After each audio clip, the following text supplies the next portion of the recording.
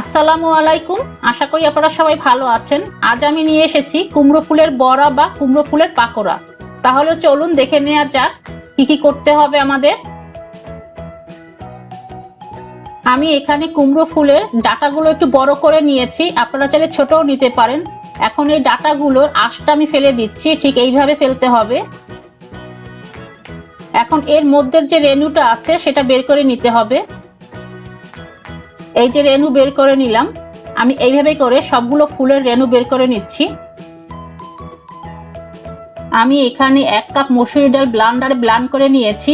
মসুরি ডালটা আমি 5 ঘন্টা ভিজিয়ে রেখেছিলাম, তারপর ব্লান্ড করে নিয়েছি। আপনারা চাইলে শিলপাটায় বেটে নিতে পারেন। এখন এর মধ্যে আমি দিয়ে দিব হাফ চা চামচ রসুন বাটা, হাফ চা চামচ আদা বাটা, 1 চা চামচ পেঁয়াজ বাটা,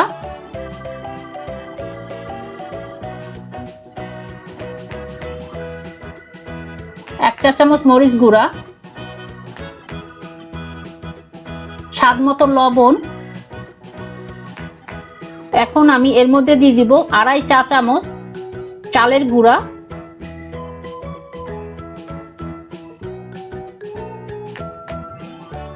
এখানে আমি কাঁচামরিচ আর ধনিয়া পাতা বেটে নিয়েছি 1 টেবিল চামচ।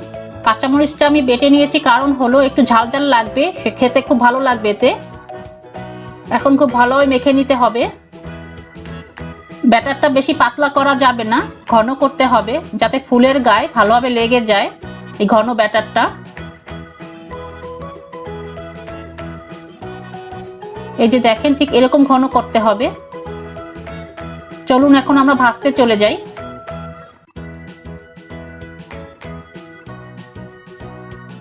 আমি চুলায় তেল গরম বসিয়েছি। এখন মিষ্টি কুমড়োর ফুলগুলো ব্যাটারে ভালোভাবে লাগিয়ে নিতে হবে।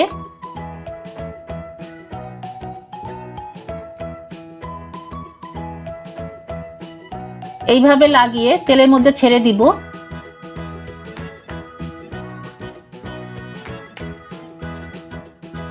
তেল বেশি গরম করে নেওয়া যাবে না, তাহলে একেবারে পুড়ে যাবে।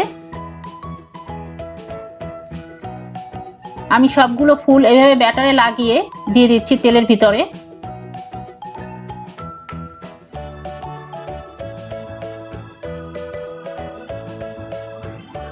এখন আমি এগুলোকে উল্টিয়ে দিব।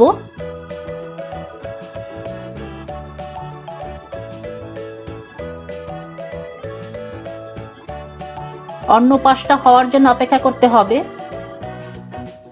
চুলার আঁচটা মিডিয়ামে রাখতে হবে।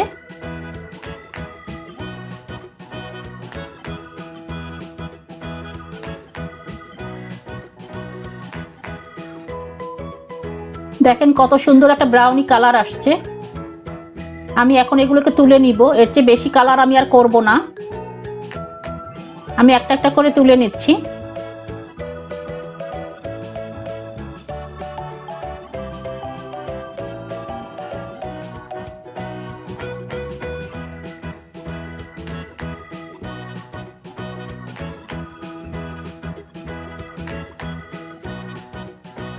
এই যে হয়ে গেল মিষ্টি কুমড়োর ফুলের পাকোড়া বা বড়া।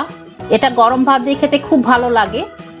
আবার আপনারা বিকেলে নাস্তা হিসেবেও খেতে পারেন সস দিয়ে। সবাই ভালো থাকবেন আর আমার জন্য দোয়া করবেন। আল্লাহ হাফেজ।